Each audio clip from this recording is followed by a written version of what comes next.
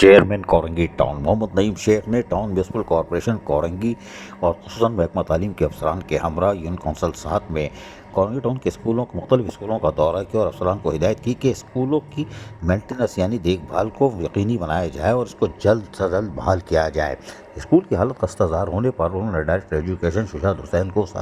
واضح طور پر کہا کام کی رفتار کو تیز کریں اور B&R محکمہ کو بھی سختی سے ہدایتیں جاری کی کہ اس کو فوری طور پر کام کی رفتار کو تیز کیا جائے۔ اور یہی نہیں، چیئرمین کورنگی ٹاؤن نے پھر اسپرے مہم کو بھی یقینی بنایا اور مشین میں دوائی ڈالی۔ پھر احمد رضا کا تم بھی ڈال لو بھائی، کوئی بات نہیں سر، اس کیلے میں ڈالوں کہ بھی رک جاؤ، بھی دھواں نکلے گا۔ پھر محمد نعیم شیخ نے دھواں نکال دیا، ماشاءاللہ دھواں نکال دیا بھائی۔ لیکن اس کے بعد یقینی طور پر نعیم شیخ اسکولوں کی طرف توجہ دیے ہوئے ہیں اور یہی وجہ ہے کہ ان کی کوشش ہے کہ جھاڑی واڑی سب ختم ہو۔ ڈائریکٹر معین چند کو کہا واٹ ہیپننگ یار انگلش میں، لیکن انہوں نے کہا کوئی بات نہیں سر، بعد میں پوچھ لوں گا آپ نے کیا کہا۔